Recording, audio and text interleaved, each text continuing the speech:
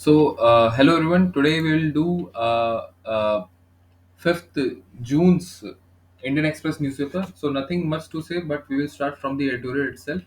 And repairing a lifeline. All right. That means there should be some कुछ improvement चाहिए infrastructure में जो कि इम्प्रूव कर सके फैसिलिटीज, स्पीड और पंक्चुअलिटी इंडियन रेलवेज की। ठीक है। हमने रिसेंटली लड़ाइयाँ देखी, सॉरी लड़ाइयाँ मतलब गाड़ियाँ लड़ गई। उड़ीसा में तो काफ़ी प्रॉब्लम्स खड़ी हुई हैं। अगर हम कंपेयर करें अपने आप को जापान, चाइना, टर्की और सेवरल यूरोपियन यूनियन से, जैसे कि फ्रांस हुए, जर्मनी, स्पेन हुआ, इटली हुआ, स्वीडन हुआ या फिर यूनाइटेड किंगडम, तो उनकी जो स्पीड है वो काफ़ी अच्छी है हमसे। 200 से 350 किलोमीटर पर आवर की स्पीड है उनकी, और लोअर लेवल पे उनकी 150 से 250 किलोमीटर पर आवर की है, और इंडिया की रफली 50 किलोमीटर पर आवर की स्पीड है, फिर भी हमें इतने एक्सीडेंट देखने मिलते हैं।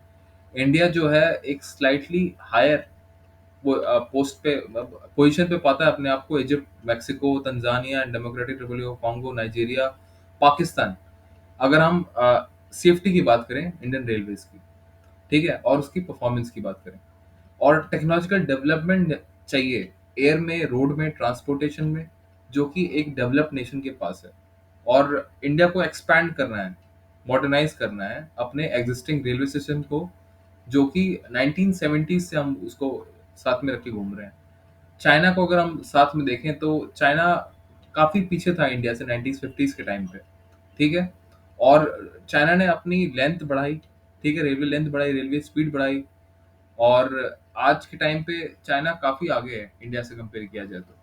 चाइना ने अपने आप को काफ़ी अपग्रेड किया है। ठीक है। नेटवर्क दो फेज में चाइना ने अपने आप को अपग्रेड किया है, एक 1995 से 2010 के बीच में, ठीक है, और एक अभी रिसेंट कर रहा है। तो 1995 से 2010 के बीच में उसने जो स्पीड अचीव की है वो 200 से 200 250 किलोमीटर पर आवर की स्पीड अचीव की है। 8 ट्रंक रूट्स उसने बनाए हैं, जिसमें 4 हॉरिजॉन्टल और 4 वर्टिकल हैं, और न्यू लाइंस का उन्होंने फॉर्मेशन किया है, और सेपरेट पैसेंजर लाइंस की ऑपरेशन की है, जो कि स्पीड 200 से 250 किलोमीटर हाई स्पीड है उनकी, और हायर स्पीड 300 से 350 के आसपास की है। वो एक्सपैंड किया उन्होंने, और आज वो टोटली वो 16 एक्सपैंड कर रहे हैं अपने ट्रंक रोड्स को, जिसमें टोटल है 16, वर्टिकल 8 है और हॉरिजॉन्टल भी 8 है, और 2030 तक वो अपनी टोटल लेंथ को भी काफी एक्सपैंड कर लेंगे, और नंबर ऑफ लाइन ज्यादा कर देंगे, हाई स्पीड और अल्ट्रा हाई स्पीड लेन्स की। तो इंडियन रेलवे ने प्रोजेक्ट मिशन रफ्तार किया था 2017 2018 में, लेकिन ये एक बहुत बड़ा फेलियर हुआ, जिसमें बताया गया था कि जो एग्जिस्टिंग जो स्पीड है 25 kilometre per hour to 50 kilometre per hour को किया जाएगा, दैट इज 50% इंक्रीज किया जाएगा, लेकिन ऐसा हमें देखने मिला नहीं। और ये काफी एक तरह का खराब चीज स्थित हुआ इंडिया के लिए, काफी प्रॉब्लमेटिक हुआ। और इंडिया ने अभी did not build new dual track system lines along with major trunk routes, मतलब डुअल ट्रैक उनको बनाना था क्वाड्रिलेटरल में, और diagonal that connected Delhi, Chennai, Mumbai, and Kolkata. Indian Railways has a consistent loss market share to air and road transport also. ठीक है। और India built on two dedicated freight corridor DFCs with combined route length of 2,843 kilometer, plans to build three more in the future, and more than 2 or 4 more years। ठीक। और ये building dedicated है frontal lines को instead of dedicating passenger lines. तो passenger lines को ज़्यादा safety को देखते हुए पैसेंजर लाइंस अलग होनी चाहिए, जिसमें ज़्यादा सेफ्टी इन्वॉल्व हो, ज़्यादा टेक्निकल चीज़ें इन्वॉल्व हो, और ज़्यादा रिलायबिलिटी हो उस चीज़ में। ठीक है। और ultra speed ultra high speed पे जैसे बुलेट ट्रेन पे इंडिया काम कर रही थी, वो भी मुंबई से अहमदाबाद, वो भी काफ़ी स्लो चल रहा है अभी। और प्रोग्रेस ऑफ कंस्ट्रक्शन जो है Mumbai Ahmedabad bullet train line, वो भी स्लो है। Plan to build more bullet train in the doldrums. ठीक है। Advantage of the broader Indian gauge for the flat terrain of soft एलिबल सॉइल, इंडिया में काफ़ी सॉफ्ट एलिबल सॉइल, तो उसका एडवांटेज इंडिया को लेना चाहिए। ठीक है। जो कि उसको बिल्ड कर सकता है हाई स्पीड लाइन बनाने में। ठीक। और वो ज़्यादा नंबर ऑफ ट्रंक रूट्स बना सकता है हाई स्पीड पे, और मोर नंबर ऑफ लंबे high speed broad gauge lines बना सकता है, जो कि ज़्यादा लंबे ऑफ लेंथ में हो।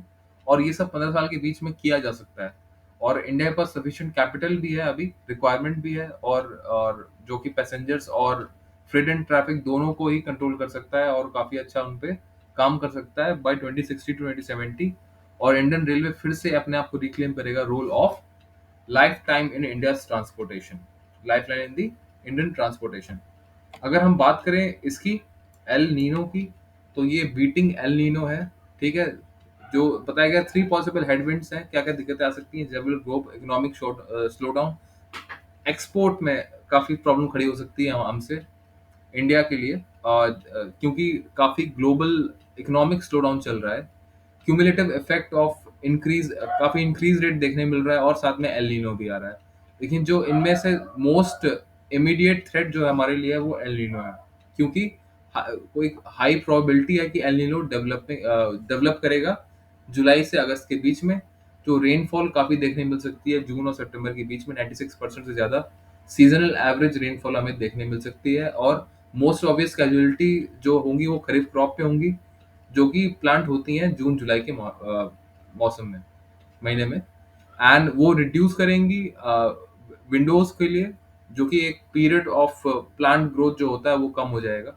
और जो ट्रांजिशन है एल नीनो का, जो कि इस सीजन के बीच में होता है, वो काफी प्रॉब्लम खड़ी करेगा और रिजल्ट करेगा मॉइस्चर, और जो कि राबी, जो विंटर स्प्रिंग क्रॉप्स होती हैं उनमें भी काफी इफेक्ट देखने मिलेगा। तो इंडियन इकोनॉमी फॉर्चुनेट्स है कि जो इंडियन इकोनॉमी का जो फॉर्च्यून है वो बंधा हुआ है मॉनसून के हिसाब से। ठीक है, ना कि सिर्फ एग्रीकल्चर प्रोडक्ट्स पे, बट एक हाइड्रो पावर जनरेशन पे भी, और ड्रिंकिंग पावर अवेलेबिलिटी पे भी। तो 4 कंसेक्यूटिव गुड ईयर मानसून हमें देखने मिले 2019 से, और ये साल थोड़ा प्रॉब्लमेटिक हो सकता है। और ओवरऑल इस साल की फूड सप्लाई सिचुएशन भी काफी अच्छी रही। ठीक है, और पिछले साल भी काफी अच्छी थी।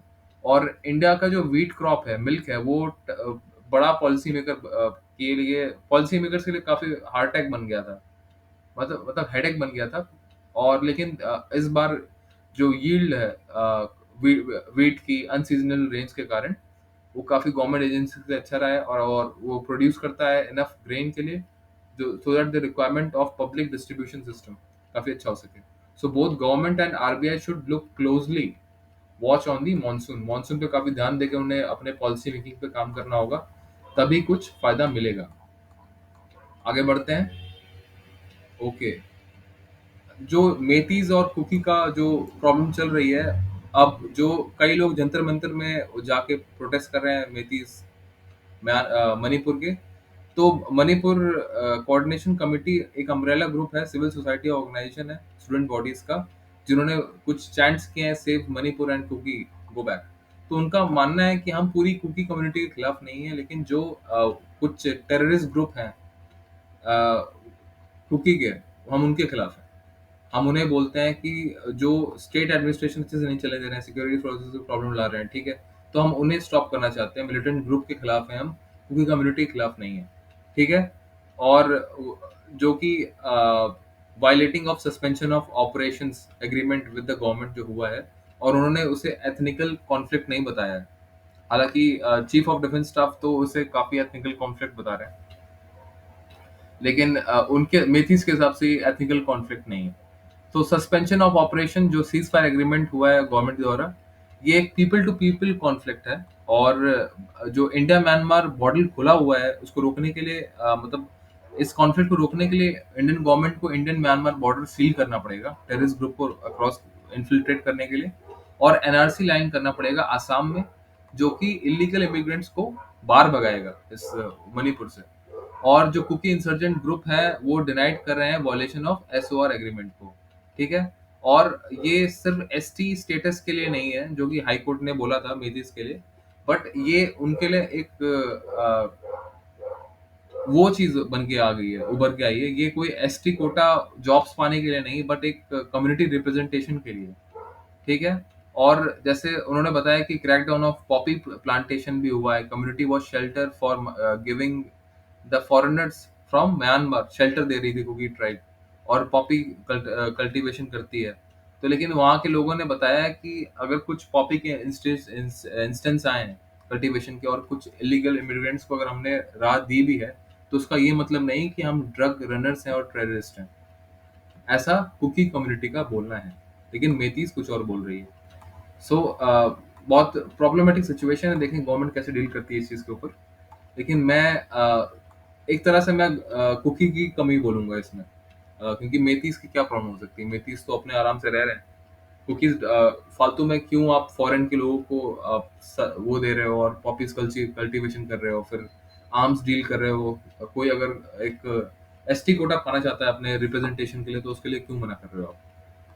राइट, मतलब एक तरह का वही हिंदू मुस्लिम वाला सिस्टम हो गया कि आप फॉरेनर्स को वो भी दे रहे हो, सलाह भी दे रहे हो, टेररिज्म भी कर रहे हो, और फिर आपको दिक्कत भी हो रही है उस चीज से। So what law commission set on sedition law? तो सेडिशन लॉ के बारे में कुछ चीजें देखने मिली हैं हम लोग को। एक मिनट, सॉरी, यस अब सही है। तो हम देख पा रहे हैं कि जो लॉ कमीशन ऑफ इंडिया बना है, जो कि 22nd लॉ कमीशन है इंडिया का, उसने प्रोसीजर सेफगार्ड और जेल टर्म्स को एनहांस करने के लिए बात की गई है, ठीक है।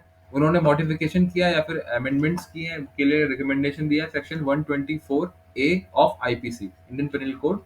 What is what intended for a time which country was in, जो कि बना था जबकि इंडिया कॉलोनियल रिजीम के अंदर था।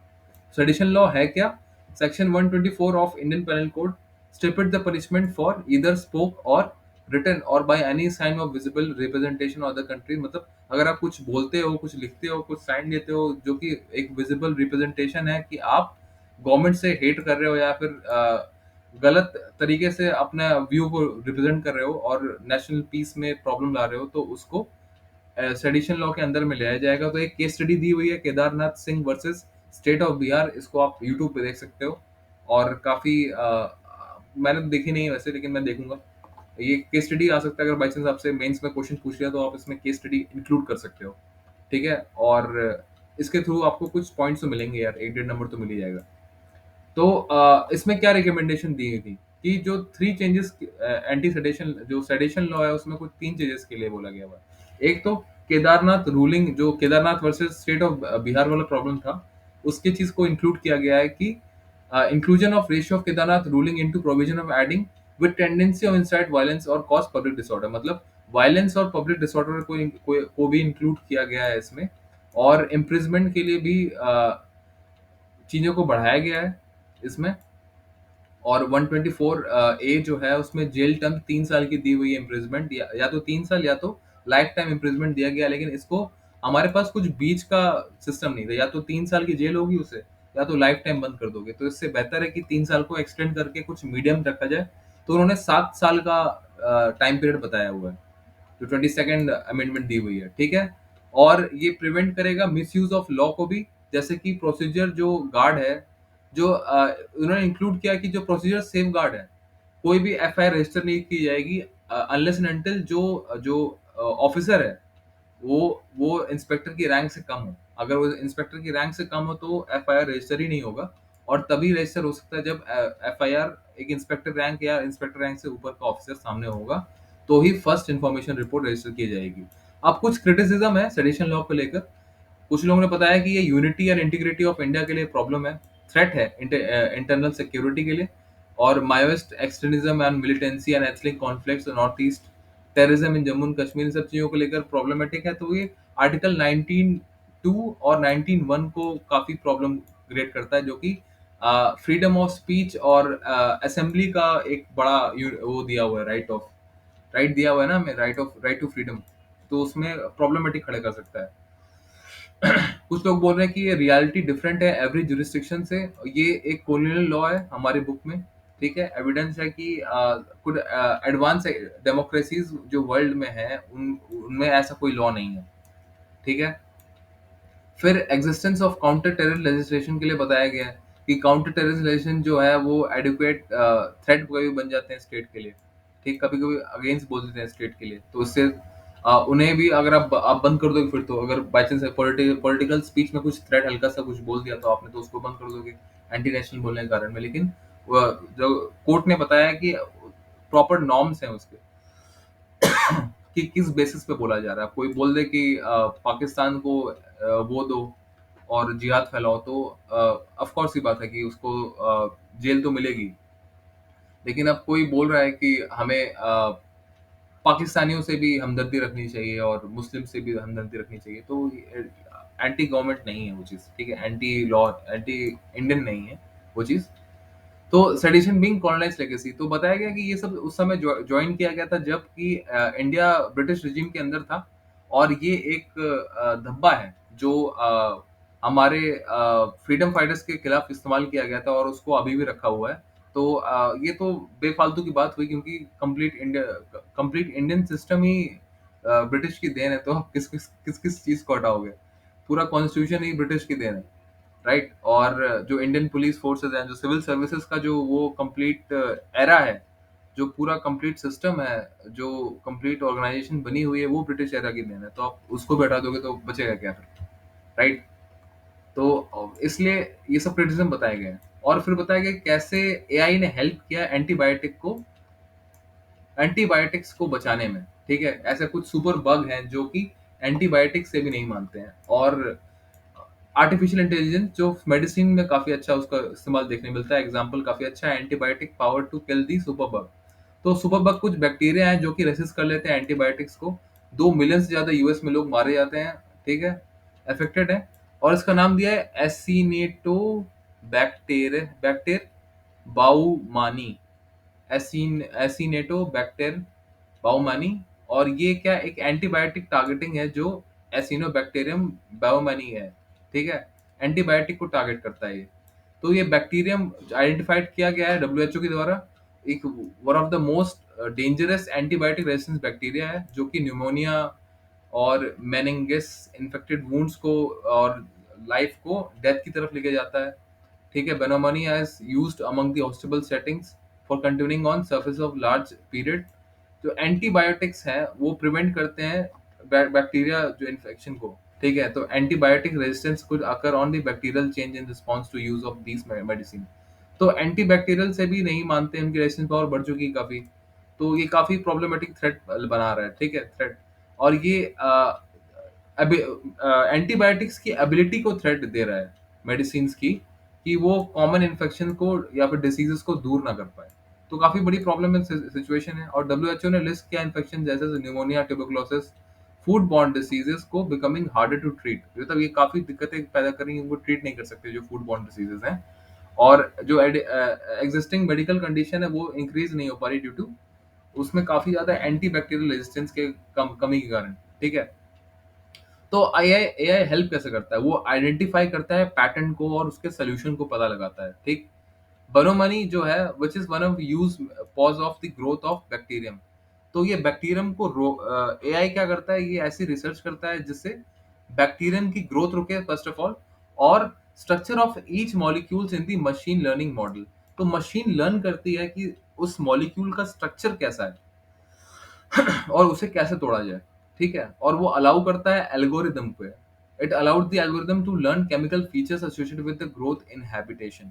तो वो ग्रोथ पे इम्पैक्ट डालता है बाय लर्निंग इट, ठीक है? और वो अलाउ करता है एल्गोरिदम को लर्न करने के लिए कि केमिकल फीचर्स को कैसे लर्न किया जाए, जिससे कैसे उसको सीखा जाए, जिससे वो ग्रोथ इनहेबिटेट मतलब ग्रोथ को रोक सके बैक्टीरिया की, और एल्गोरिदम पे काम करते हुए, ठीक है, ऐसा एल्गोरिदम बनाता है जो कि वो स्ट्रक्चर को जान सके बैक्टीरिया के, एक मशीनरी मॉडल में बना सके उस चीज को, और कैसे उसकी ग्रोथ को रोका जाए उस पर काम करता है, ठीक है?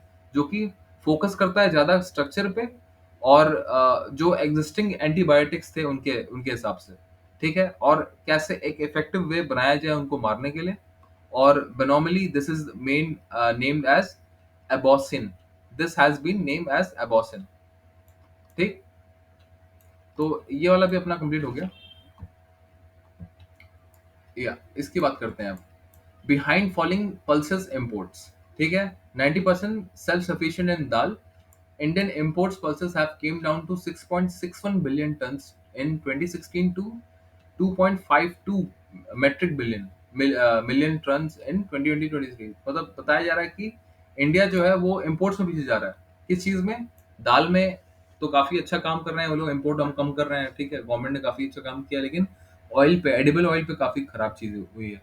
तो टू एग्रीकल्चर कमोडिटीज जो है इंडियन सेगमेंट, इंपोर्ट डिपेंडेंट है, एडिबल ऑयल और पल्सेस पे, ठीक है? तो रिड्यूस करने के लिए पल्सेस इंपोर्ट्स को तो essential back by higher domestic production काफी बढ़ गई है। इंडियन पल्सेस आउटपुट्स जो इंक्रीज कर दिए गए हैं, जो आउटपुट्स हैं। ठीक है, प्राइवेट ट्रेड एस्टिमेशन जो प्रोडक्शन है वो इतना किया गया है, मैं पढ़ के नहीं बताऊंगा यार, 23 से 24 मेट्रिक मिलियन टन। ठीक। और काफी इंपोर्ट्स में काफी गिरावट देखने मिल रही है, और आत्मनिर्भरता को सेल्फ रिलायंस रेशियो काफी बढ़ गया, 90% के आसपास हो गया। ठीक है। और जैसे हम जो ज्यादा प्रॉब्लम है देखने मिला है वो येलो व्हाइट पीस मटर है और चिक पीस चना है। ठीक है, import of former top 3 million ton and later 1 million ton. ठीक है, तो रीजन सिंपल है कि जो येलो व्हाइट पीस हैं वो इंपोर्ट कनाडा और रशिया से होते हैं, यूक्रेन से होते हैं, लिथुनिया से होते हैं, जो बेसिकली एक चना है जो हमें देखने मिलता है। ठीक है। और मतलब उस एरिया में काफी लड़ाइयाँ चल रही हैं, जैसे रशिया यूक्रेन से काफी लड़ाई चल रही है, लिथुनिया हो गया। ठीक है, अफेक्टेड रीजन है। कनाडा में आपको पता ही है, लड़ाई तो नहीं चल रही है वहां पर, लेकिन कुछ प्रॉब्लम चल रही है वहां पर भी। तो क्योंकि इलेक्शन वगैरह आने वाले हैं, तो काफी हमें देखने मिलता है कि हम लोग को फायदा मिल रहा है वहां से, उस जगह से। ठीक है, स्प्लिट येलो पीस प्लेस चना दाल इन करी। कई लोगों ने क्या, येलो पीस की जगह वो बेसन चना फ्लोर डालना शुरू कर दिया उन्होंने, सांबर वगैरह में भी। और जो हम चिक पीस हैं वो इंपोर्ट करते हैं ऑस्ट्रेलिया रशिया से। ठीक। और डोमेस्टिक आउटपुट ऑफ चना जो है वो भी जंप हो गया है 11.38 मेट्रिक टन, जो 2017 में था। अब वो 13.54 मेट्रिक मिलियन टन हो गया है। ठीक है। और द बोस्ट ऑफ चना प्रोडक्शन केम टू, जो जो चना दाल इतना प्रोडक्शन बढ़ गया है वो इंडिया के वो गवर्नमेंट के दो मेजर से आया है। एक तो इंडियन फार्मर्स को एक्सपैंड किया गया, मतलब उनको एक अपॉर्चुनिटी दी गई कि अपने आप को एक्सपैंड कर सके एरिया में भी, जो कि पल्सेस क्रॉप ग्रोन्स के अंदर में आएंगे ड्यूरिंग राबी, जो कि विंटर स्प्रिंग सीजन है। ठीक है। और जो the levy of 60% import duty on chana. ठीक है, मतलब 60% इम्पोर्ट ड्यूटी जो थी since March 2028 in yellow peas, there is 50% duty plus an a minimum price of 200 rupees per kilo, which will import on not permitted. ठीक। और second intervention था जो government ने प्रोसीड किया मिनिमम सपोर्ट प्राइस देके, MSP चना पे जो है वो रेज कर दी गई 3,000 से लेकर 5,000 तक। ठीक है, बिटवीन 2014 से 2023 के बीच में। जो अरहर है वो एक प्रॉब्लम है। क्यों? चना तो सक्सेस हो गया, लेकिन जो बाकी जो दालें हैं, जैसे कि अरहर दाल, जैसे पिजन पी बोलते हैं, उसका जो प्रोडक्शन है वो थोड़ा खराब खराब तो नहीं बोलूंगा, पर थोड़ा सा कम ट्रेंड दिखा रहा है। जैसे पहले था 3.17, फिर वो हो गया, वेट अ सेकेंड, फिर वो हो गया 4.87, और फिर वो 4.22 हुआ, और अब 3.43 हो गया है। ठीक है, ये मिलियन टन में मैं बात कर रहा हूँ। और सेम चीज उड़द के साथ भी है, जो कि खरफ पोस्ट मानसून क्रॉप है अरहर की तरह। वो भी लास्ट 4 ईयर्स से एवरेज 2.42 मेट्रिक टन से आ, कम हो गई है, 3.49 एक्चुअल पहले थी। और जो मूंग है वो भी ठीक ठाक कर रही है, ज्यादा अच्छा नहीं बोलूंगा। प्रोडक्शन ऑफ 3.74 मेट्रिक टन इतना। और ओवरऑल जो अरहर है उसका भी लास्ट 4 ईयर्स देखा जाए तो मूंग भी काफी जैसे उड़द अरहर और चना, ये सब जो काफी इनमें वो गिरावटें देखने मिली हैं। मतलब अच्छा काम कर रहे हैं, लेकिन ज्यादा अच्छा नहीं बोलेंगे उनको। जैसे मूंग जो है largely cultivated during the kharif and recently output gain by the spring sown and summer harvest. Implication on import, अरहर इंपोर्ट जो है Mozambique, Myanmar, Tanzania, malaria, Sudan hit a record of 0.9 million ton in 2023। जो मसूर है red Lentin, whose import from Canada and Australia has crossed 1.1 से 1.22। तो red मसूर है उसको यूज किया जा रहा है येलो मसूर की जगह, येलो अरहर की जगह। ठीक है, सांबर में भी। जब क्योंकि जो मसूर दाल है वो 90 रुपीज पर केजी, और जो अरहर है 120 रुपए। ठीक है। तो मॉनसून का भी इफेक्ट देखने काफी मिलता है, जो इन्फ्लेशन लाता है पल्सेस में भी। ठीक। लेकिन जो दो चीजें हमें बचा रही हैं उस चीज से, लेकिन वो क्या क्या है, वो एक एम्पल जो गवर्नमेंट ने पहले ही काफी स्टॉक जमा किया हुआ है। ठीक है। सेकंड, जो एमएसपी दी हुई है वो इम्पोर्ट से भी कम है। ठीक है, एमएसपी जो दी हुई है गवर्नमेंट जो एमएसपी दी हुई वो इम्पोर्ट से ज़्यादा है। मतलब तो फ़ायदा ही लोग को मिल रहा है, तो उसमें काफ़ी कंट्रोल प्राइस देखने को मिल रहा है, ठीक है? और दूसरा गवर्नमेंट ने स्टॉक लिमिट भी कर दिया है, अरैर-गुरत पे क्योंकि इन्फ्लेशन बढ़ रहा है तो उसको कंट्रोल करने के लिए होलसेल और रिटेलर्स को कंट्रोल करने के लिए बोला हुआ है कि आप 200 मीट्रिक और 50 मैंने पिछले इसमें न्यूज़पेपर में मैंने बात की थी, मुझे अभी याद नहीं आ रहा है। 250 मतलब स्टॉक लिमिट्स पे बात की गई है, बोथ रिटेलर और दोनों होलसेलर पे। जैसे China worship nearly collided with US vessel in Taiwan straight जो चल रहा है अभी recently. FPI back with bank but Titan disclose में इम्पैक्ट द इनफ्लो। तो हम देख रहे हैं कि जो वेट अ सेकंड, जो इंडिया है वो एक अट्रैक्टिव डेस्टिनेशन है फॉरेन पोर्टफोलियोज इन्वेस्टर्स के लिए, ठीक है? जैसे अदानी और हिंडनबर्ग का एपिसोड देखने मिलता है तो उसमें काफी प्रॉब्लम खड़ी हुई, और उसको देखते हुए जो एसईबीआई है, सेबी है, उसने प्रपोज किया कि एफबीआई के लिए एफबीआई को डिस्क्लोजर करना होगा ultimately beneficiary of high risk PFI funds and likely to impact the inflow, ठीक है? इंडिया के जो स्ट्रॉन्ग मैक्रो इकोनॉमिक फंडामेंटल्स है वो राइज रिस्क एपेटाइट है, आदर वो और वो रीजन भी है कि जो एफपीआई इन्वेस्टमेंट में राइज देखने मिल रही है हम लोग को, ठीक है? क्या? इंडिया के स्ट्रॉन्ग माइक्रो इकोनॉमिक फंडामेंटल जो है उस उनके कारण एफपीआई काफी बढ़ रही हैं इन्वेस्टमेंट इंडिया में। तो सेबी ने क्या फ्लोटेड किया है, कंसल्टेशन पेपर प्रपोज किया है, tightening disclosure norms for the high risk FPI, ठीक है? आप डिस्क्लोज करो नॉर्म्स के ऊपर, क्या हाई रिस्क एफपीआई के ऊपर रिकमेंडेशन किया गया कि इम्पैक्ट किया जाए एफपीआई पे इनफ्लो पे, ठीक? और एफबीआई प्लान कर रही है to tighten the disclosure standards for the foreign portfolio investors के लिए, एफपीआई के लिए, and who own more than 50% of more in their equity assets under management AUM in a single corporate entity, ठीक? और FPI जो है वो massively sold Indian stock amid risk aversion due to Ukraine Russia war, ठीक? India is now a consex overwhelm among all emerging market. India at traced largest investment among other emerging market and FPI were sellers in China. मतलब एक काफी strong market देखने को मिल के आ रहा है जब फॉरेन पोर्टफोलियो इन्वेस्टमेंट्स की बात की जा रही है। इंडिया की काफी अच्छी जीडीपी भी चल रही है, एक्सपैंड जो उसने 6.1% पे चल रही थी जनवरी मार्च पे, वो बढ़ जाएगी इस फाइनेंशियल ईयर में 7.2% पे। और जो कंट्री की मैन्युफैक्चरिंग सेक्टर काफी ग्रोथ देखने मिल रही है, उसमें ग्रोथ 31st मंथ से काफी अच्छी हुई है, लास्ट 31st मंथ से। और डोमेस्टिक प्रोडक्शन में काफी अच्छा काम देखने मिल रहा है। जो ग्लोबल इंडियन मैन्युफैक्चरिंग है वो परचेजिंग मैनेजिंग इंडेक्स जैसे जो कि पीएमआई है वो बढ़ चुका है 78.7 पे, जो कि जो 1% के आसपास इंक्रीज हुआ है, जो इंडिकेट कर रहा है strong improvement in the health of sector, ठीक? आरबीआई जो है वो rise sees the rise in inflow PFI flow as an opportunity to buy dollars and increase the foreign exchange reserves। तो आरबीआई भी इन एफपीआई फ्लोस को opportunity देख रहा है जिससे वो डॉलर्स बाई कर सके और फॉरेन एक्सचेंज रिजर्व्स को बढ़ा सके।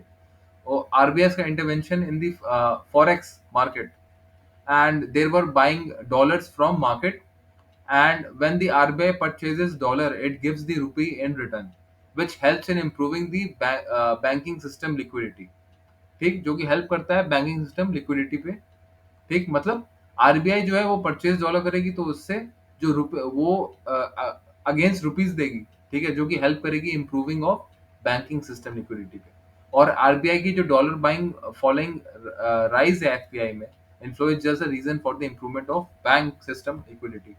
और अगर आरबीआई खरीद रही है डॉलर को तो उससे बैंक सिस्टम लिक्विडिटी पे काफी अच्छा इम्पैक्ट देखने मिल सकता है, ठीक?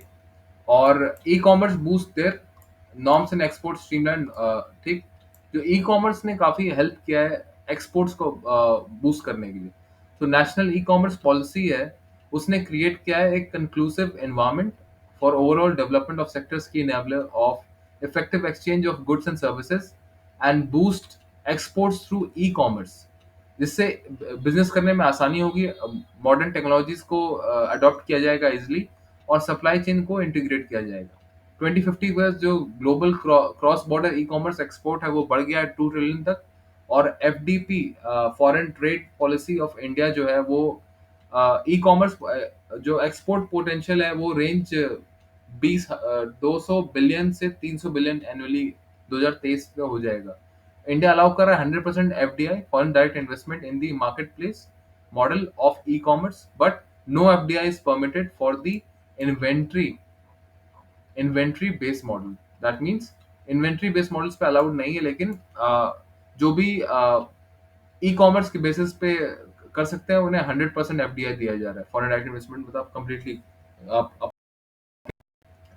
जो policy of paid deep discount and preference to sell customers, policy है जो डीप डिस्काउंट देने की और selected customers को वो हटा दी गई है by the FBI platform, ठीक, flowed by the FBI. The relevant rules notify that the consumer affected ministry bans false sales, जो कोई भी फ्लैश सेल्स ना किया जाए, डीप डिस्काउंट ना दिए जाए ऑनलाइन प्लेटफॉर्म पे, और फॉरेन ई ट्रेड प्लेटफॉर्म जो है preventing from selling products of firms which are hold equity and staking using their platform. तो ई ई कॉमर्स पॉलिसी जो है वो सेक्टर को काफ़ी बढ़ा रही है मैनी फोल्ड्स में। और जो फॉरेन ट्रेड पॉलिसी देखती है ई कॉमर्स को as an vehicle to boost the exports, ठीक। तो हमें कुछ चीज़ों का ध्यान रखना है, जैसे यहाँ पर दी हुई है आपको। एक तो ई कॉमर्स पे आंसर बना लो अच्छे से, एक डीपीआईआईटी पे अच्छा क्वेश्चन बनाइए, और नेशनल रिटेलर पॉलिसी को अच्छे से जानिए, और इंटर मिनिस्ट्रियल कंसल्टेशन जो मैंने आपको बताया, थ्री थ्री मिनिस्ट्रीज का एक कंसल्टेशन है, ठीक है। उनके अंदर में करीब कुछ वही 6 से 9 स्कीम्स हैं जो कि मिनिस्ट्रीज मिल के कर रही हैं। तो उससे क्या फायदा, इन चारों चीजों का ध्यान दीजिएगा, e commerce, GPIIT, national retail policy, inter ministerial consultation, इनकी चीजों का ध्यान दीजिएगा, ठीक। तो कुछ आपको फायदा मिलेगा। OPEC, OPEC plus holds a difficult talks on cutting on the groups facing the looming oil supply guilt। तो ऑयल सप्लाई उनको बेचना है, ऑयल सप्लाई नहीं बेच पा रहे हैं इनके मतलब, तो इसलिए वो मनी पे कुछ चेंज ला रहे हैं, ठीक है। एक OPEC most influential member है biggest Gulf producer led by Saudi Arabia, which are trying to persuade under-producing African nation to such as Nigeria, Angola to have more realistic output target। मतलब बाहर मतलब business करने के लिए कुछ अच्छे output target लाओ यार, मतलब उनका कहने का मतलब है सऊदी अरेबिया का, जो अंगोला और नाइजीरिया कंट्रीज को है। उसके अलावा ये बात की गई है, फिर ओपेक प्लस की बात की है, जो कि एक ऑर्गेनाइज्ड पेट्रोलियम एक्सपोर्टिंग कंट्री है, जो कि एलाइड हैं और रशिया द्वारा लेड की जाती हैं, उन्हें 40% ऑफ वर्ल्ड क्रूड ऑयल संभालती हैं। तो इनके ऊपर भी काफ़ी बात किया गया, और कैसे वो एक पूरी कंट्रीज को के ट्रेड को कैसे, कंट्री से ट्रेड्स को, बिजनेस को कैसे वो कर सकती हैं, कंट्रोल कर सकती हैं, उस पर बात की गई है। ज़्यादा कुछ नहीं है, प्रिंस रिलेटेड क्वेश्चन पूछे जा सकते हैं उसके ऊपर, और कुछ नहीं। तो ये था टोटल न्यूज़पेपर हमारा, और आई होप अच्छा लगा हो आपको। मैं आजकल हिंदी में समझा रहा हूँ, पहले इंग्लिश में बोलता था, तो हिंदी में थोड़ा चीज़ समझ में भी आती है आप लोगों को भी अच्छे से, और अंडरस्टैंड कर पाते हैं। So thank you everyone for listening, and जय हिंद। फिर मिलते हैं नेक्स्ट एपिसोड में।